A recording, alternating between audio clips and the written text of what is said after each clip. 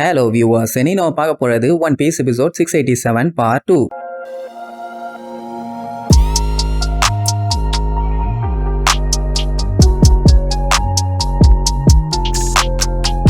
Open பண்ணா போன பாட்டுல நேவியால எல்லாம் ஒன்னா சேர்ந்து சாபோவை அட்டாக் பண்றாங்கிற பேர்ல கண்டபடி மொக்க வாங்கிட்டு இருந்தானுங்க. ஏன்னா அவன் ஃபயர் என்ன பண்ணாலும் வேலைக்கு ஆகாதுன்னு பள்ளிகளுக்கு அடிச்சதுக்கு அப்புறம் தான் தெரிய வருது. சாபோவும் எவ்வளவோ சொன்னான், என்னெல்லாம் உங்களால எதுவும் பண்ண முடியாதுன்னு. ஆனா அவனுக்கு கேட்டாதானே, ஒரு லோகியா ஃப்ரூட் டீட்டரை பிசிக்கல் மேட்டரை வச்சு அட்டாக் பண்ண முடியாதுன்னு தெரியாம புல்லட்டை பூரா வேஸ்ட் பண்ணிட்டு இருந்தானுங்க. இப்ப அவன் டெவில் ஃப்ரூட்டை சாப்பிட்டதுனால அவனை ஒரு டெவில்னே முடிவு பண்ணிட்டாங்க. ஆல்ரெடி அவன் ரெவல்யூஷனரி ஆர்மில 2வது ஆளு. இப்ப டெவில் ஃப்ரூட்டோட பவரும் இருக்குது. அதனால உங்க யாராலையும் பீட் பண்ண முடியாது, அவனை நானே பாத்துக்கிறேன்னு மேஸ்டல் களத்துல இறங்கி அட்டாக் பண்ண போவான். சரி, அவன் சும்மா தான் சீனா போடுவான்னு பார்த்தா கத்திய வச்சு ஒரு வெட்டுனதுல சுத்தி இருந்த பில்டிங் எல்லாமே பாதியா பொளந்துருச்சுங்க. சாபோக்கு ஒன்னாகாத அவன் எஸ்கேப் ஆயிருவான், மத்தவனுக்கு தான் படாத பாடுபடுவானுங்க. ஏன்னா காரணம் தப்புனா மரணங்கிற மாதிரி தலையெல்லாம் கலண்டிருக்கும் குடியிலன்னா உடனே சாபோ வேணுக்குனே அவனை கடுப்பேத்துவான். ஏண்டா இந்த அட்டாக்கை வச்சு என்ன சீன் போட்டுட்டு இருக்கியா, இது எல்லாமே ஷோக்காக தானான்னு கேட்பான். அது அவனுக்கு இன்னும் வெறியாகி அவன் கையில வச்சிருக்க அந்த கத்திய வச்சு வெட்டுன்னு வெட்டுறாங்கிற பேர்ல அங்க இருக்க பில்டிங் எல்லாத்தையுமே ஏதோ கேக்கு மாதிரி வெட்டி வீசிட்டு இருப்பான். மொத்தத்துல இவனுங்கள மாதிரி ஆளுகள்லாம் சண்டை போட்டாங்கன்னா ஒரு ஊரையே எழுதி வச்சிடணும். அதாவது நல்லா இருக்கிற இந்த ஊரு இந்த 2 நாயால் நாசமா போக போகிறது அப்படின்னு எவ்வளவு கஷ்டப்பட்டு பில்டிங்கை கட்டி இருப்பானுங்க. இப்படி அசால்ட்டா வெட்டி வீசுறானுங்க கொய்யாளிங்க. இவ்வளவு நேரம் சாபோ மத்தவங்களை கிண்டல் பண்ணிட்டு இருந்தான். ஆனா இப்போ சாபோவை பேஸ்டல் கிண்டல் பண்ணுவான். என்னடா கண்ணா பூனை மாதிரி பூந்து ஓடிட்டு இருக்க, அடிபட்டுறணும் பயமா?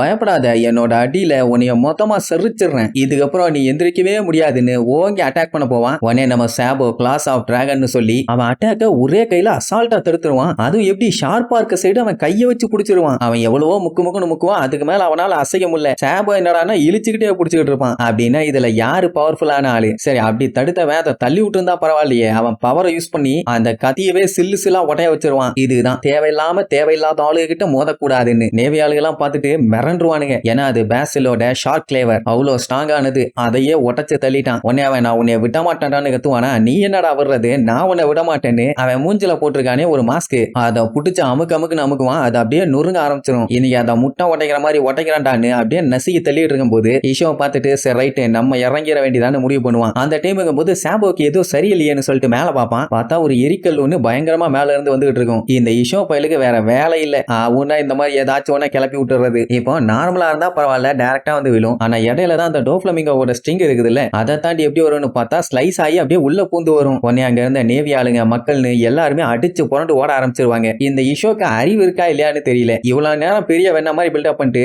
இப்ப இந்த மாதிரி ஒரு வேலைத்தனம் பண்ணியிருக்கானே, சுத்தி ஏகப்பட்ட மக்கள் இருக்காங்க, அவனோட நேவி ஆளுகள் இருக்காங்க, ஒருத்தனை காலி பண்றதுக்காக இப்படி ஒரு அட்டாக்கை யூஸ் பண்ணானா அவங்க நிலைமையை பத்தி அவன் கொஞ்சமாச்சு யோசிச்சு பார்த்தானா? வயசானவங்க குழந்தைங்க லேடிஸ்க்கு எல்லாம் எப்படி தப்பிச்சு விடுவாங்க? லூசு பைய அவன் பண்ண வேலையில அங்க ஏகப்பட்ட பேர் படாத பாடுபடுவாங்க. இதுல வேற அந்த வேலையை பண்ணிட்டு ஐயோ அவசரப்பட்டு பண்ணிட்டனோ, சிவிலியன்ஸ் யாரும் ஹர்ட் ஆயிருக்க மாட்டாங்கன்னு நம்புறேன்பா. 4 பேர் செத்து இருந்தாங்கன்னா சூசைட் பண்ணிருப்பானா நன்னாரி பைய. உடனே அவங்க ஆளுகளே சில பேர் காண்டா, ஐயோ இந்த மாதிரி ஒரு எரிக்கல்ல போட்டு விட்டியே, உன்னோட பிளான் தான் என்ன, எங்க எல்லாத்தையும் சாகடிக்கிறதா? ஏன் அந்த மாதிரி பண்ணு கேட்டா, மன்னிச்சுக்கங்கப்பா, நான் அவனை காலி பண்றதுக்காண்டி உன்னை கிளப்பி விட்டேன், ஆனா நிலைமை இப்படி ஆகும்னு நான் கொஞ்சம் கூட எதிர்பார்க்கலாம்பா. அட போயா கொய்யால, இந்நேரத்துக்கு நீ பண்ண வேலையில எங்க எல்லாத்துக்கும் பால் ஊத்தி இருப்பாங்க, வேலைக்கன்னு வண்டியா திட்டுவானுங்க. அந்த டைம் அந்த பேஸ்டில காட்டுறாங்க, அந்த நெருப்புக்குள்ள தகன்னு எரிஞ்சுக்கிட்டு இருப்பான். ஐயோ பேஸ்டிலுக்கு என்ன ஆச்சுன்னு பார்த்தா அந்த நெருப்புக்குள்ள இருந்தது சாபோ. அவனோட மாஸ்கையே அப்படியே புட்டிங்கி எடுத்துட்டான் போல. எனக்கு ஒன்னும் ஆகலைன்னா நல்லா இருக்கேன்னு வேற வந்து சொல்லுவானா? சுத்தி இருக்கவனுங்க எல்லாம் பார்த்துட்டு வாய பொளந்துருவானுங்க. அதுக்கப்புறம் அந்த மாஸ்கை ஒட்டச்சு சில்லா கீழே போட்டுருவான். சரி, வைஸ் அட்மிரல் பேஸ்டலுக்கு என்னாச்சுன்னு போய் பார்த்தா வாய அப்படியே மட்டையாகி பேன்னு கிடப்பான். உடனே அவன் பார்த்துட்டு நீ பெரிய குழப்பத்தை உண்டு பண்ணிட்டான் கொய்யால,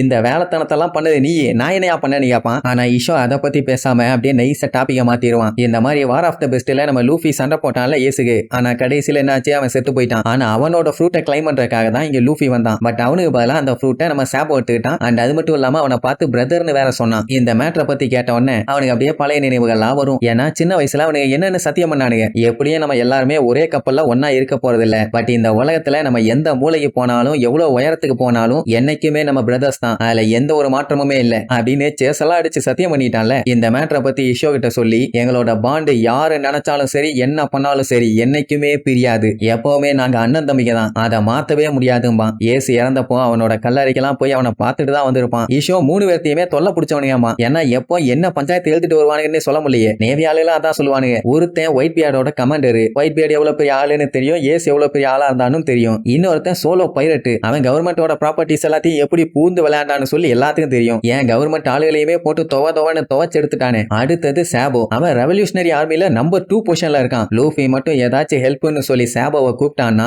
இந்த உலகத்தோட எந்த மூலையில இருந்தாலும் சரி, என்ன பொசிஷன்ல இருந்தாலும் சரி, என்ன வேலை பார்த்து இருந்தாலும் சரி, அது எல்லாத்தையுமே தூக்கி ஓரம் கட்டிட்டு அவனுக்காண்டி வந்திருப்பான். ஏஸோட சாவை அவன் கொஞ்சம் கூட எதிர்பார்க்கவே இல்லை. அட்லீஸ்ட் இந்த சாபோ உயிரோட இருக்கான்னு அவனுக்கு 2 பேத்துக்கும் தெரிஞ்சிருந்தா கூட பஞ்சாயத்துனா 3 பேரும் ஒண்ணு கூடி இருப்பானுங்க. ஆனா சாபோ தான் உயிரோட இருக்கோங்கிற விஷயத்தையே வெளியில யாருக்கும் தெரியாம வச்சுக்கிட்டானே. ஆனா அவன் ஏன் செத்த நினைச்சு ரொம்பவுமே ஃபீல் பண்ணுவான். உடனே ஈஷோ, இதுக்கப்புறம் உங்ககிட்ட எந்த கேள்வி கேட்டாலும் அதுல கண்டிப்பா அர்த்தமே இல்ல, இனி சண்டை போட வேண்டியதான்னு அட்டாக் பண்ண ரெடி ஆவான். பரவாயில்ல, உனக்கு இன்ட்ரெஸ்ட் இல்ல போல, சண்டை ரெடி ஆயிட்ட போலாமா, அடுத்தவன் கதையில எனக்கு இருக்கடா இன்ட்ரெஸ்ட்னு சொல்லி அவனோட கிராவிட்டி பவரை அவன் மேல யூஸ் பண்ண ஆரம்பிப்பான். இப்போதைக்கு சாபோக்குன்னு இருக்கிறது அவனோட தம்பியான லூஃபி மட்டும்தான். அவனுக்காண்டி நான் என்ன வேணாலும் பண்ணுவேன்னு அப்படியே வேற லெவல்ல வெறித்தனமா நிப்பான். அப்புறம் என்ன சண்டை தான், அப்படியே ஃபுல்லா நெருப்பா மாதிரி ஒரு ரொட்டேஷனை போட்டு வந்து வேகமா அட்டாக் பண்ணுவான். இஷோக்கு அவனுக்கும் பயங்கரமான சண்டை. சொல்ல போனா அவனுக்கு அடிச்சுக்கிட்டதுல சுத்தி இருக்க எல்லாருமே தெரிச்சிருவானுங்க. அந்த அளவுக்கு பவர்ஃபுல்லான சண்டை. என்னோட பிரதரை காப்பாத்துறதுக்காக நான் என்ன வேணாலும் பண்ணுவான்டான்னு வெறித்தனமா சண்டை போடுவான். சாபோ நார்மலா சண்டை போட்டாலே அவனுக்கு ஈக்குவலா எவனாலையும் நிக்க முடியல. இவ்வளவு வெறித்தனமா சண்டை போட்டா என்ன ஆகும், சோலி முடிஞ்சு.